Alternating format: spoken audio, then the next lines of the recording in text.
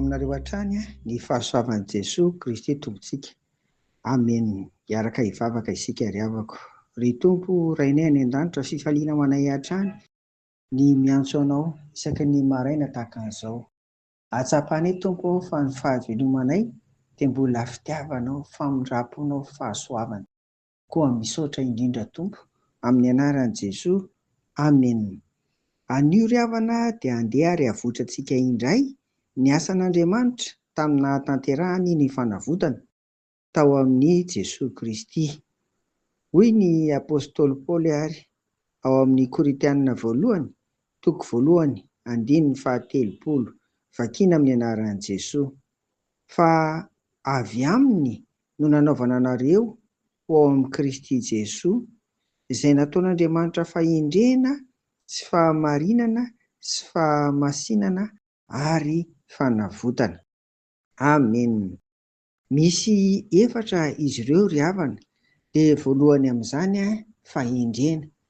Izy ireo no tena fahendren'Andriamanitra mihoatra amin'ny fahendreny izao tontolo izao.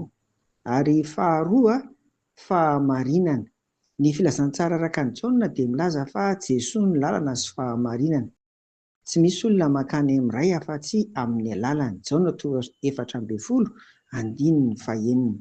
Famonjena eto tany ihany no mety ho azo avy amin'ireny karazan'Andriamanitra misy eto amin'izao tontolo izao ireny, fa tsy famonjena maharitra dia ny mitondra mankany ny fiainana mandrakizay, indrindra ahatongavana any amin'ny iray izany.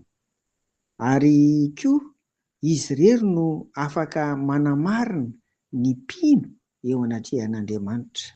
Fahatelo, fahamasinana koa i Jesosy satria izy no loharanon'ny fanadiovana ny fo sy ny fiainana iray manontolo tamin'ny nandatsahany ny rany teo amin'ny hazo fijaliana. Ary faefatra sady farany dia Kristy irery no nahatanteraka ny fanavotana ny olombelona tsirairay avy. Ireo olombelona ireo anefa dia misy fepetra, tsy iza akory fa izay mino azy irery ihany. Izy no nahatanteraka an'izany fanavotana izany. Ireo ry havana no andry efatra ny famonjena izay asan'Andriamanitra tanteraka tao amin'i Jesosy Kristy.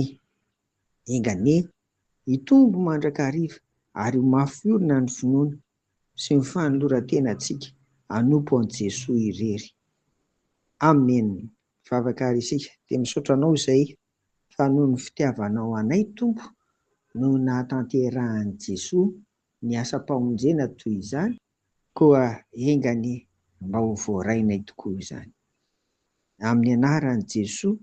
Amen. Ho aminareo ny fiadanan'i Jesosy ry havako. Amen.